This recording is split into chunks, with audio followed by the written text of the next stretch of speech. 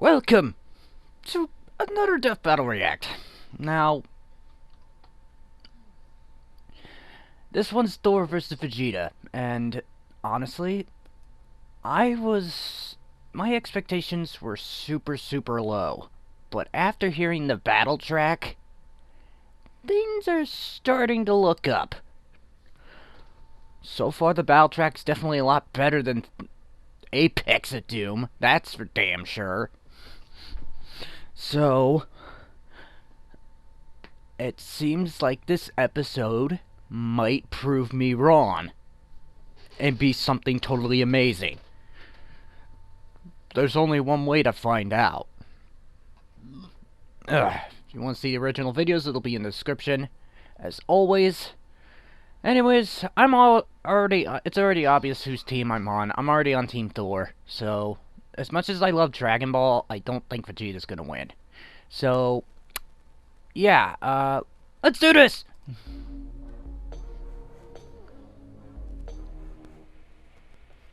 Better also check on, Thor, Yep. the god of thunder. Yep. And Vegeta, the prince of all Saiyans. The sky shakes when they appear, and the earth trembles when they approach. No world can contain the power of these two gods of war. Or their egos. He's Wiz and I'm Boomstick.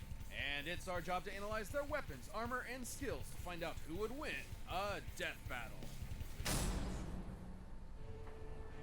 Thunder cracks, the heavens rumble, lightning blinds your eyes. You look up to the sky and pray for mercy because Thor is angry. Well, you would have if you were a Viking. Nowadays, we don't have time for myths and legends. Oh, don't we? For in the modern mythology of Marvel Comics, the Norse god of thunder was reborn. And I'd wager this Thor is a hell of an upgrade. The son of the All-Father Odin, Thor lived the life of a warrior prince, battling all manner of magical foe for thousands of years. That is, until he got a little too big for his britches. So to teach him a lesson about humility and compassion and whatever, Odin exiled him to the worst place in the universe, New York.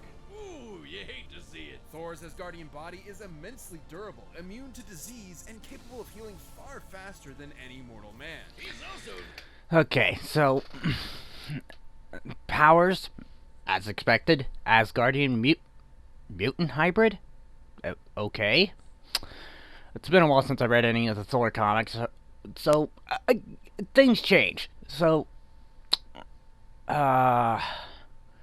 energy manipulation, weather control, superhuman longevity, longevity. I don't know how that word's pronounced, so I apologize if I butcher it. Invulnerability, superhuman senses, rapid healing factors, super breath, flight, telepathy, immunity, warrior's madness. The literal god of strength. We're talking lifted a planet-sized serpent strong, knocking out the Phoenix Force strong, arm wrestling with Hercules and almost throwing the Earth out of orbit strong. Notably, he was once blasted with a graviton bomb, which subjected him to the gravity of a neutron star. That's over 200 billion times greater than Earth's gravity. And he's got the stamina to match. Nice. Able to fight for 40 days and 40 nights without stopping. And what better weapon for the god of storms to wield than a sentient cosmic storm? Eons ago, the almighty god Tempest rampaged through the universe. It arrived in Asgard, and after a pitched battle, Odin managed to trap it within a block of the magical ore Uru that he would forge into his son's hammer, Mjolnir. Oh, what more can be said about this beautiful thing? Forged in the heart of a dying star that went supernova and killed the dinosaurs, Mjolnir's made Yep, that's also true. He can channel bolts of lightning, manipulate the weather. Alright. Oh, so that axe hammer thing isn't Stormbreaker. That's Yarnborn. Yarnbjorn? I'm gonna say Yarnborn. Apologies if I pronounce it wrong. Megingjord. Okay, so Mjolnir contains the god Tempest. Worthiness enchantment returns to Thor's hand when thrown, energy absorption, and God Blast. Portals to other dimensions, and absorb and redirect energy attacks. or just suck it out of your body against your will, like with this radiation dude. The presence. Not gonna be present for much longer, bud. He's even used 2 Mjolnirs to absorb the power of the God Bomb, which would have killed every deity in existence across time and space. That's just the tip of the iceberg. Mjolnir can transmute the elements, turn Thor invisible and intangible, let him travel through time, and even bring people back to life. And if Thor wants to fly, all he has to do is take it for a spin. Literally, he throws that motherfucker as hard as he can and holds on for dear life. And when he does, it flies fast enough to cross the entire galaxy in seconds. Only one problem. It's a little teeny. Unlike Thor's big-ass axe, Yarnbjorn. It's sharp enough. Okay, it's Yarnborn. Celestial armor. It's It's unbreakable and an axe. Okay, look, it doesn't have a galaxy storm inside it, but it's still pretty cool. Oh shit, look, Wiz, I'm worthy. No, you're not. There's no enchantment on the axe. Well then what the hell am I gonna do with this? But should he face an enemy beyond the likes of even his world-shattering strength, Thor can harness his inherent godly power into one single ultimate attack, the God Blast. God is right. Even Galactus, the devourer of worlds. Yep, they're referencing Galactus. Bounced at the sight of such an awesome attack. Jesus, even the Avengers seem pretty small potatoes compared to this guy. Why'd he even bother with them? Because not every problem can be solved by hitting it really hard. Bullshit. That was the point of Odin's lesson, to force his headstrong son to confront a world more complex and nuanced than his millennia of battle had prepared him for. Thor had to be more than a warrior, he had to be a hero. He's battled Thanos, the Silver Surfer, and even the Sentry. The Sentry is strong enough to contend with the Worldbreaker Hulk, a being strong enough to destroy the Marvel Universe over 100 times over. Determined in Hulk versus Broly. Demolish Ares, the Greek god of war, who can fight within the span of flight time. That's like the tiniest amount of time that we can imagine. There are as many planks in a second as there are grains of sand on Earth. Oh wait, did I say Earth? I meant 10 million billion Earths. Thor has tanked disintegration beams trying to tear Okay. Hush for 1 second as I read this. Shook the universe with a thermoblast, succeeded Odin as king of Asgard, shattered the roots of Yggdrasil, snapped adamantium alloy cables, outsped a living planet across the solar system, kept fighting while impaled, defeated Hulk, Sentry, Surtur, and those who sit above in shadow. atoms one by one, survived Mephisto trying to consume his soul, and even withstood a temporal rift that aged normal people to dust. Oh, he's a hard bastard to kill, and even nastier when he loses his temper. By entering a state known as Warrior's Madness, Thor commits an unpardonable sin in Asgardian society, and willingly sacrifices his sanity for a tenfold increase in power. Yeah, despite being a really sweet lunk that talks like he's in Masterpiece Theater and dresses like he's in What's Opera, Doc, Thor has struggled with being worthy of his father's legacy and throne. But no matter what unbelievable shit Marvel throws at him, Thor always rises to the occasion. Take the time this big machine called the World Engine was controlling Yggdrasil, the world tree that connects 10 Yggdrasil. The World Engine's purpose was to mechanically trick Yggdrasil into disrupting the natural flow of Ragnarok, the end of the world. So Thor just pushed it and literally reversed the flow of fate. That's right, he outmuscled a giant multiversal tree and prevented Armageddon. Not a bad Saturday. And he'd go a step further and defeat the mysterious elder gods that manipulated the cycle of Ragnarok in the first place, ending it forever. So perhaps now when you look up at the thundering sky, you won't fear the god's capricious wrath. Because you'll know it's just Thor, the god of thunder, kicking ass and saving the day. Alright, Vegeta, what do you got for me? Vegeta, home to the bloodthirsty warrior race known as the Saiyans, and named for their mighty leader, King Vegeta. Noting the Saiyans' proficiency in genocide, the alien emperor King Cold and his son Frieza contracted them to be their personal hit squad, conquering worlds in their name. But when Frieza felt these monkeys were getting a bit too uppity for their own good, he nuked them in their whole planet. The king was dead, leaving his young son, the Prince Vegeta, alone. Burning with a grudge against Frieza for wounding his ancestral pride, Vegeta awaited the moment he could extract his revenge. As one of Frieza's former top enforcers, Veggie was trained from birth.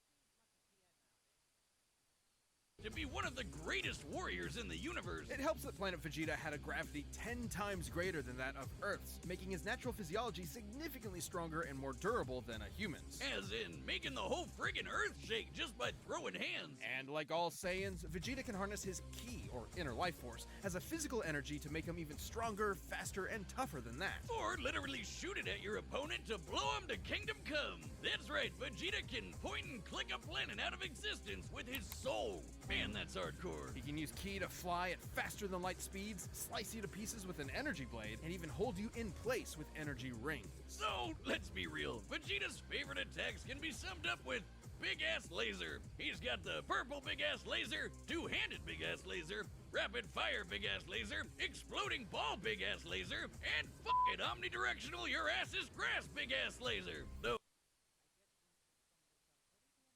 I gotta say, my favorite is the mouth-wide-open vomit big-ass laser, though that's more of a Nappa thing. Kinda like this. Impressive ki mastery, Boomstick. It hurts when I breathe. Vegeta's most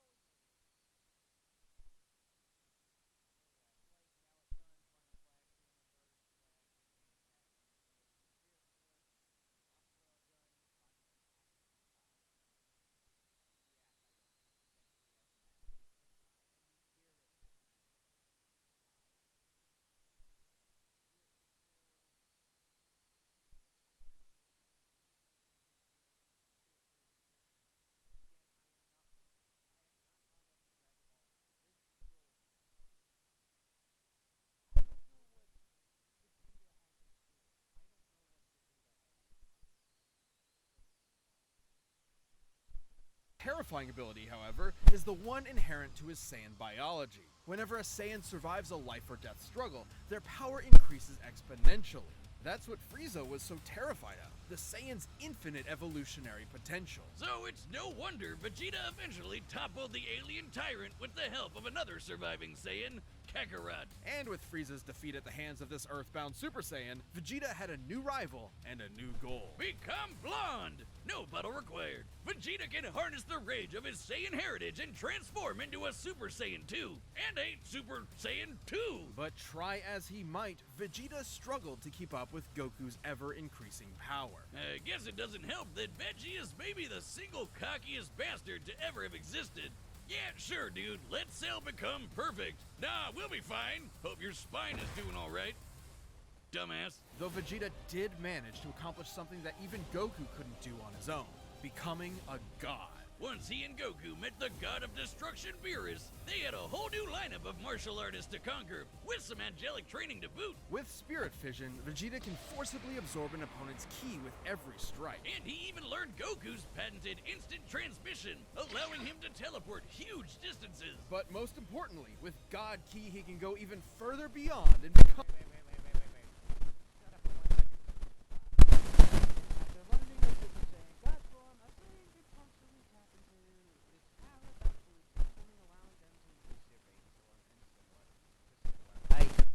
a Super Saiyan God, a Super Saiyan God Super Saiyan, and a Super Saiyan God Super Saiyan Evolved. His power got completely insane. The dude was strong enough to destroy the Room of Spirit and Time, an entirely separate dimension, just by powering up. When Goku fought...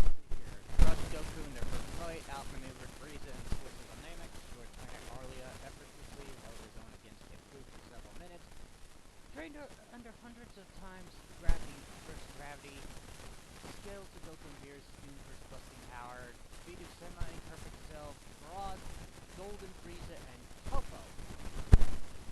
Popo? Beerus, he nearly destroyed the universe. And that was the very first time he ever went Super Saiyan God. Considering we've measured Dragon Ball's Universe 7 to be up to 13 times bigger than our own, he'd need to be punching with that much more energy to bust it. And since the shockwaves of their punches traveled across the universe in seconds, Goku would have had to be punching that fast too. And that's not accounting for Vegeta's training in various exponential transformations. When an amount of power is measured by how many universes it can destroy, that power itself becomes incomprehensible. Oh, we're not done. Vegeta can tap into the same monstrous energy Beerus has, destruction energy. And when he does, he can perform Hakai and erase your ass from existence entirely. It erases you physically, spiritually, and even temporally, as in it wipes you from time itself. Such is the might of a god of destruction. For when Vegeta wants to go one step beyond, he seizes that very power. He becomes a warrior fueled only by lust for battle. He becomes...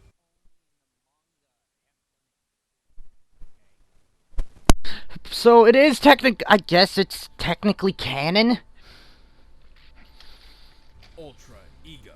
If Vegeta's head wasn't big enough before, his Widow's Peak probably has its own zip code by now. As the offensive counterpart to Goku's Ultra Instinct, Ultra Ego Vegeta is a veritable juggernaut, able to absorb any hits that come his way and return them even stronger. It's wild this guy has a Napoleon complex. He's one of the biggest badasses ever to exist. In a way, failing to beat Goku was probably the best thing for him. Vegeta's whole life was spent rebelling against the humiliation of his race, trying to prove his worth by being the best. By contrast, Goku's self-improvement was never stunted by his ego and insecurities. Yep, we're going by the whole, oh, Goku this, Goku that. Get the Bulma's crap out of here. Sacrifice himself for what mattered most. And Vegeta got a taste of that himself when he hooked up with Bulma for some Super Saiyan 6. We don't need to know. His golden ass probably didn't hurt either. He may not always win, but he'll never Sorry, put down for I Bulma. just don't So care be for sure to Bulma's practice your actress trouble, in the because dub. This is one prince you don't want to piss off.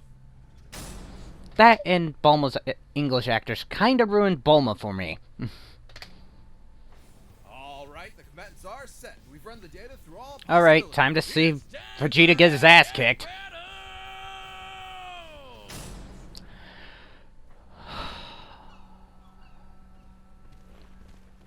Well, it's 2.5D, so far we're doing pretty good. This is pretty much up to the preview.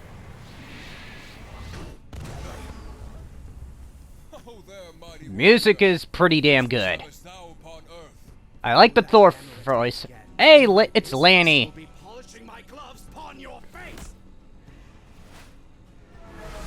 Glad they got Lanny back for Vegeta.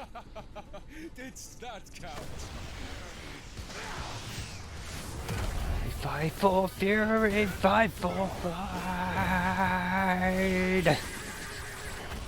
I freaking love the battle track. Definitely better than Apex of Doom. Alas, you face a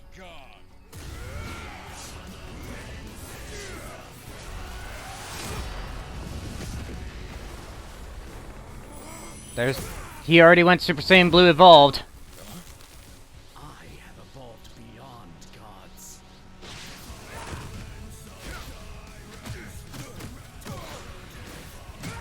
I'm the prince of all Saiyans, and you can burn in hell! Big Bang attack! Really good delivery.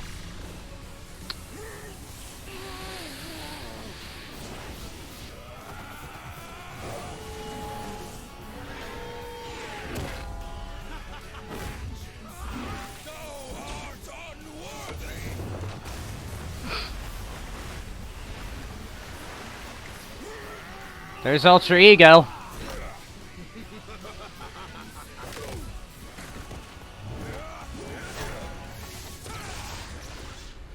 Tell me, does a god such as yourself feel fear?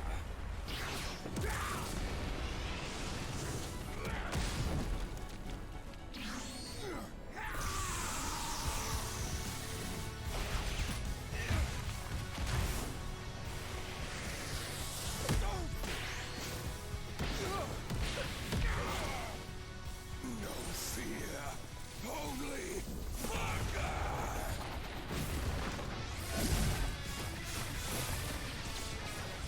Didn't get what Thor said there, but holy shit.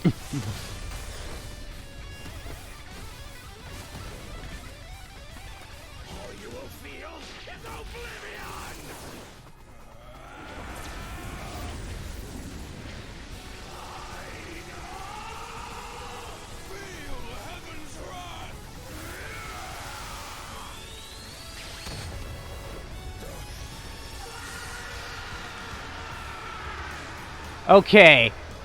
Everything about this fight has been proving me my expectations super wrong.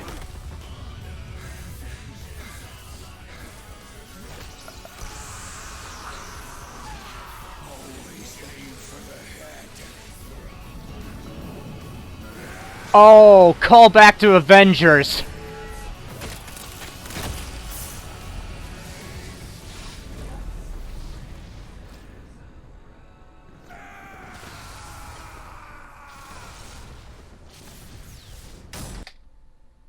Holy fucking shit.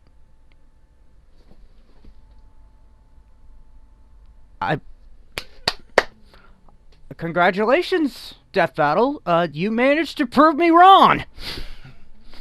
You actually managed to prove my expectations very, very wrong. I liked this. Thank you. Thank you, Death Battle. For once, I will not be having Lex vs Doom PTSD tonight. So, let's see why Thor wins. KO!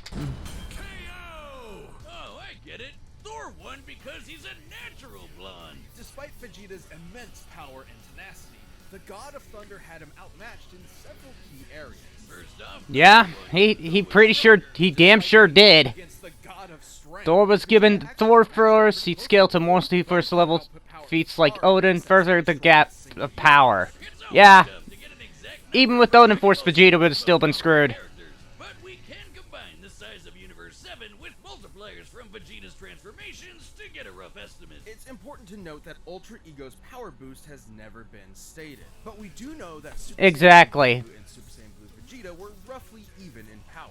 When Goku applied a Kaioken times 20 boost to fight Jiren, Vegeta kept up after going Blue Evolved, implying that both increases in power are roughly the same increase. Similarly, Blue Vegeta matched base Top, and needed Blue Evolved to keep up with Top's God of Destruction. It was later confirmed in an interview with the Toyotaro that Mastered Ultra Instinct Goku is still weaker than several beings in his universe, including Broly. Hence, Vegeta's Ultra Ego likely cannot scale to Broly's full power. Ah, so there's nothing that can scale to a legendary Super Saiyan.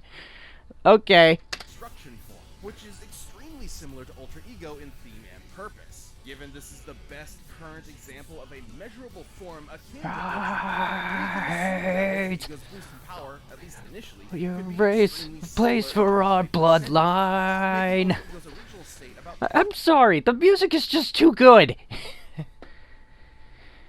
Savage Hulk has battled a Hyperion who survived the collision of two universes at the same time. This also includes This also excludes Warrior's Madness, which would multiply Thor's power another 10 times. 20 times more powerful than Blue Evolved.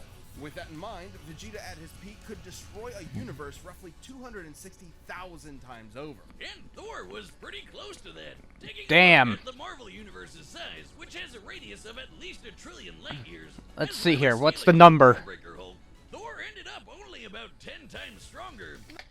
Damn. Not terribly different, and it's Oh, definitely whoa. This is stated by Starbrand, who possesses an incredible and precise understanding of the cosmos, confirming that this estimation's legitimacy. possible Vegeta's power could increase during the fight to match it. But even if he was stronger, Oh it my wasn't the only thing. God, this music is so good! Damage absorption could only do so much against an opponent like Thor. Vegeta may have trained as a warrior from birth, but Thor has been fighting for millennia against a much Yeah, larger variety of foes, allowing him to adapt to Vegeta fairly easily.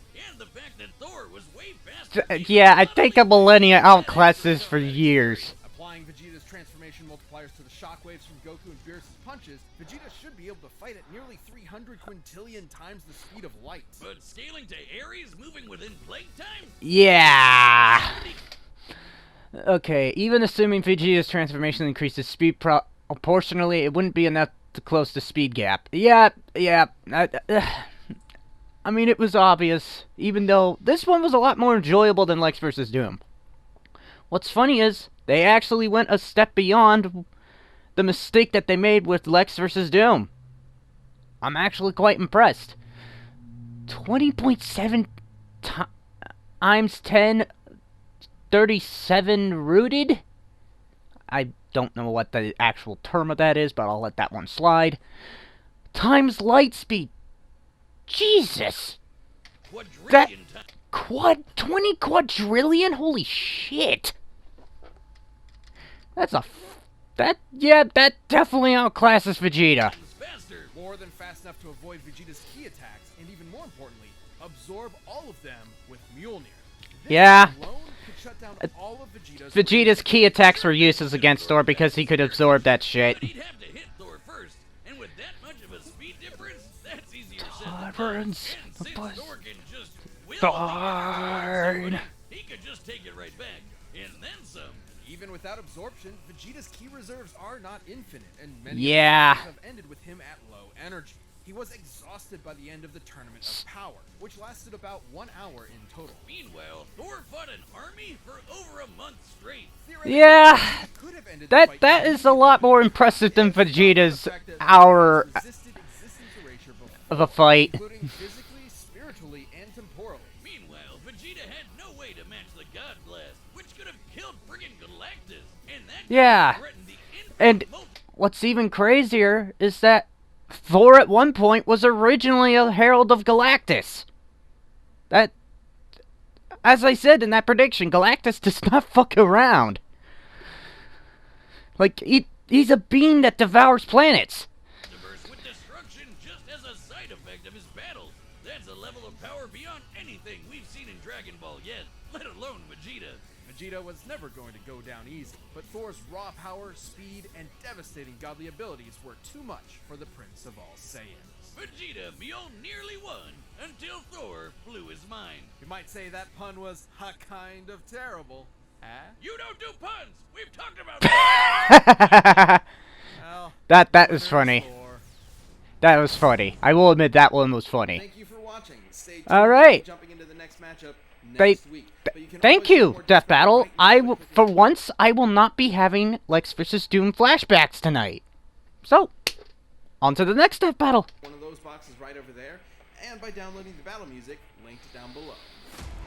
And let me guess. Oh, Omni-Man. Oh, Homelander is so dead. Homelander is so dead. If you're wondering why I'm saying that, that's because I've seen Invincible and I know what Omni-Man is capable of. And Homelander, sure, he has similar... He's supposed to be mimicking the likes of Superman in terms of his appearance and shit, but... when trying to scale those two, it's gonna be fun. It's gonna be fun doing a prediction video with these two. Because I can already tell you that freaking Omni-Man outclasses, Homelander by a landslide. Sure, it's nice to see another boys character return, even though the boys only had a battle royale. It's nice to see the boys return to Death Battle, because the boys is a pretty good series in its own right, just as much as Invincible is a pretty good series. And a pretty good comic book, too. Same with the boys. But anyways, thank you, Death Battle. For once, you have impressed me with my expectations to a very extreme. You know what? I'm gonna be generous. I will give this fight a 10 out of 10. Or maybe even 11 out of 10, or 12. Who knows? We'll figure it out when the rate the Death Battles comes. But, holy crap. You actually managed to impress me for once. Thank you, Death Battle, for bringing me this delightful Death Battle. So, on to the next episode. That comes when it comes. Anyways, that does it for this react. Let me know what you thought in the comments below. Yeah, thank you, Death Battle. For once, you've managed to exceed my expectations. Like, you managed to make them go beyond what I was expecting it to be.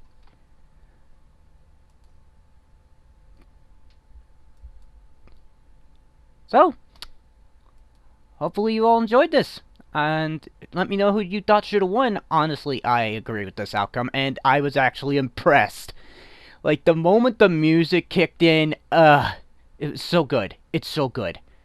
And I'm sorry, if you heard me singing a bit of the lyrics, that's because I listened to this track a lot last night, and oh my god, it is so good. It's just so good. That's what, I think this track and the fact that it was leading up to something way better than what Lex vs. Doom turned out to be, I will give it, you know what, screw it, 13 out of 10. The Thor vs. Vegeta, 13 out of 10. So, till then, your Captain Headfleet signing off. I'll see you in the next stream.